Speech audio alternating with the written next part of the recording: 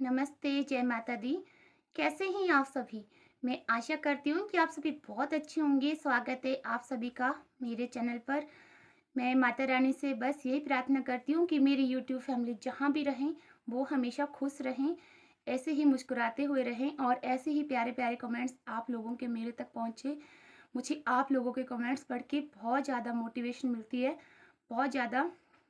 आप सभी के कमेंट्स का बहुत-बहुत धन्यवाद कि आप मुझे इतना प्यार करते हो, इतना अपना मानते हो और मैं भी आप लोगों को अपनी फैमिली की तरह मानती हूँ।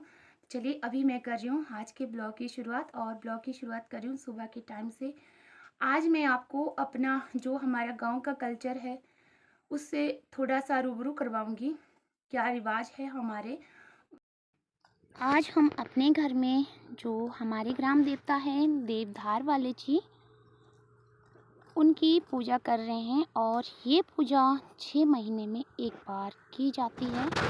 जब जब नई फसल आती है, चाहे फसल गेहूं की हो या फिर मक्की की हो, तो इससे पहले घर में साफ़ सफाई होना ज़रूरी है। और मैं भी यहाँ पे ज़्यादा गोबर मिट्टी से नहीं कर रही हूँ, बस गोबर से, गाय का जो गोबर होता है उससे पोछा लगा रही हूँ, चौका लगा रही हूँ। और अभी सुबह का टाइम है और आज संडे है, तो ये शनिवार की रात को किया जाता है और सुबह इसका पुजावा किया जाता है।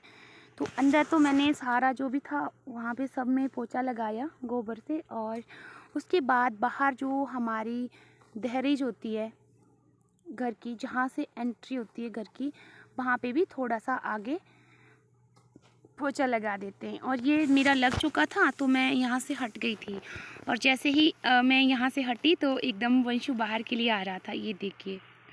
और उसी के साथ ठीक समय पे हमारे यहाँ पे सूर्य उदय हो रहा था और आज सूर्य उदय हुआ है बादलों के साथ। और ये है पूजा का स्थान जहाँ पे हमने पूजा करवानी है। तो यहाँ पे हम रखते हैं जो जो फसल हुई है, तो इसमें दाल है और अनाज रखते हैं, 7 अनाज रखे जाते हैं। और यहाँ पे दिया जाता है धूप, आग का धूप, और साथ में धूप भी जलाया जाता है और दीपक, इसको रख देते हैं रात के समय।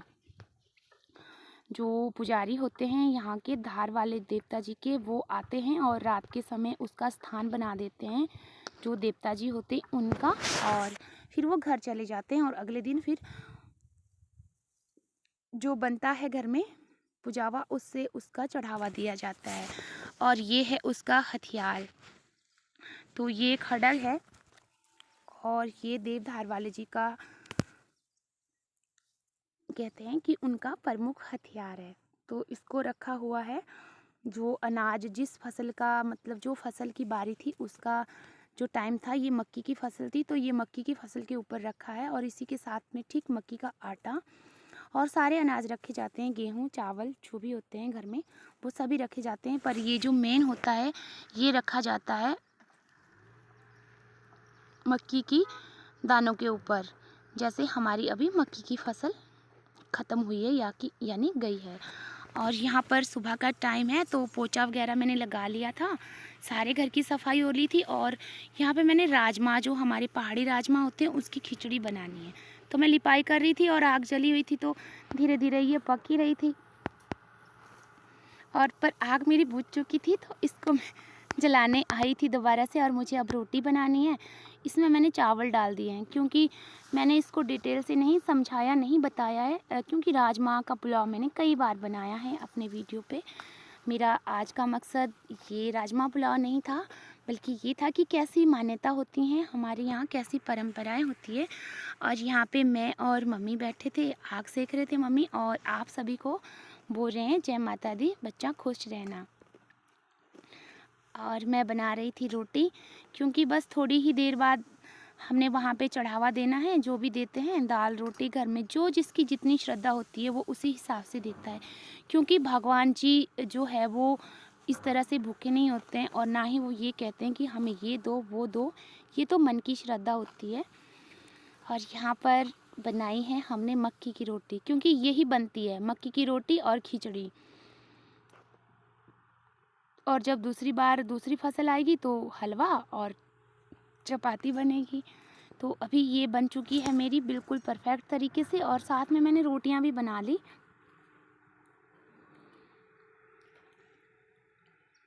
तो इसके लिए जो पुजावा करना है हमें, उसके लिए मैंने सबसे पहले साइड में जो पहली 5 रोटियां थी वो साइड में ही रखी है, और इनके ऊपर मैंने जो खिचड़ी बनाई थी वो रख दी। और रोटी को सूना नहीं रखते हैं तो इसमें मैंने घी डाल दिया है ऊपर से। और अब मैं वहाँ पे ले जाऊँगी उसको, इन रोटियों को जहाँ पे है पूजा का स्थान हमने रात को बनाया है। और इसके साथ में वही आग का धूप फिर से जाएगा, जो कि शाम के टाइम किया था वही अभी भी जाएगा। तो अब ये यहाँ पे देखिए, जो जो जिसका जितना जितना स्थान था वहाँ वहाँ पे ये रोटियाँ रख रहे हैं। और ये पुजारी हैं तो ये समझा रहे हैं, ये चेतन पूजा कर रहा है, क्योंकि औरतें जो देवधार वाले जी होते हैं उसकी पूजा नहीं करती हैं, सिर्फ़ और सिर्फ मर्दों को ही ये पूजा करनी पड़ती है। और यही मान्यता है, यही रिवाज है, और ये परंपरा सदियों से चली आई है।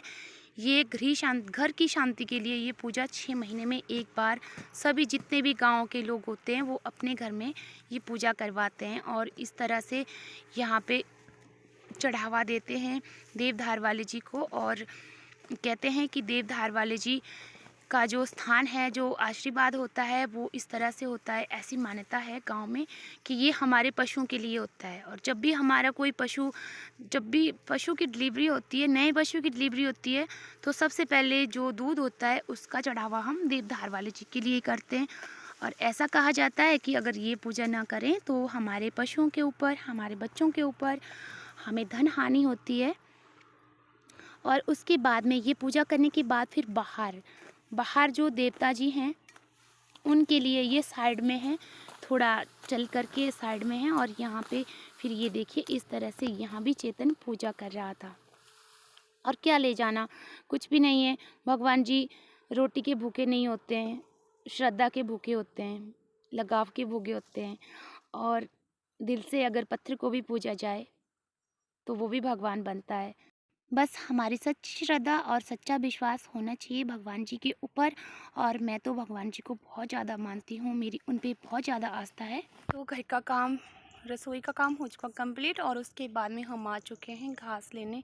और घास भी हमने निकाल लिया है, ये देखिए पशुओं के लिए पत्तियाँ निकाल लिया। और ये ब्यूल की पत्तियाँ होती है, इनको ठंडी के मौसम में खिलाया जाता है आजकल ही।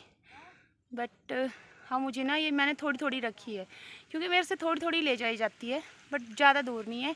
ये देखिए ऊपर यहाँ पे पशु बांधे हैं, और ये यहाँ पे घास में लेकर के आ गई और दे दिया पशुओं को।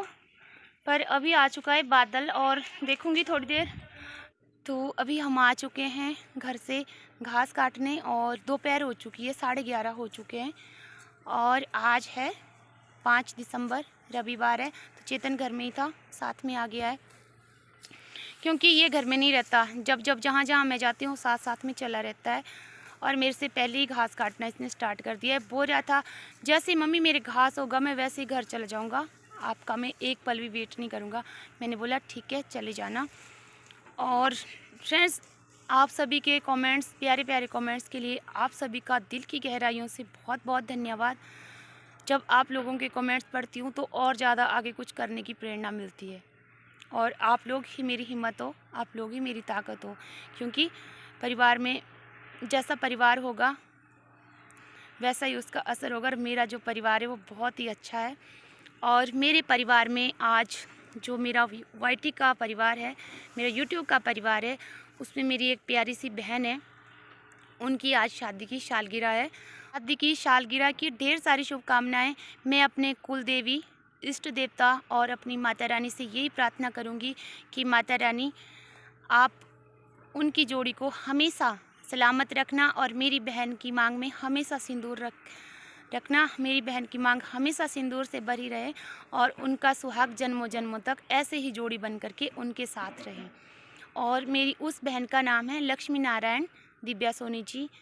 तो शायद अगर मुझसे आपका नाम लेने में कोई गलती होगी हो तो प्लीज़ मुझे माफ़ कीजिएगा। और मैं अपनी मेरी पूरी जितनी भी वाईटी की फैमिली है, मैं उनकी तरफ से भी आपको हैप्पी एनिवर्सरी कहूँगी। और यही कहूँगी कि माता रानी बस ऐसा समय देना कि हर वक्त, हर पल, हर साल ये समय उनके पास आए खुशियों भरा, और ये इसी तरह से खुशियाँ मनाती रहें। अपने परिवार में उनका हंसता खेलता परिवार हो और उनकी मांग में हमेशा सिंदूर भरा रहे। मैं बस यही प्रार्थना करूंगी। और अगर मुझे दीदी आपका नाम लेने में कोई गलती हो गई हो तो प्लीज़ मुझे माफ़ कीजिएगा, क्योंकि मैंने आपको बताया भी था कि इंग्लिश मुझे इतनी ज़्यादा नहीं आती है और इंग्लिश का मुझे इतना ज़्यादा ज्ञान भी नहीं है। तो आज की वीडियो शायद लंबी हो जाएगी। फिर से मैं आपसे मिलूँगी एक नए व्लॉग में, नई वीडियो के साथ। और तब तक के लिए आप सभी लोग खुश रहिएगा, अपनों के साथ अपनों का बहुत सारा ख्याल रखिएगा, और माता रानी आपको ढेर सारा आशीर्वाद दे, ढेर सारी बरकत दे। जय माता दी। और एक बार फिर से मेरी लक्ष्मी नारायण दिव्या सोनी दीदी के लिए हैप्पी एनिवर्सरी। Bye bye. जय माता दी।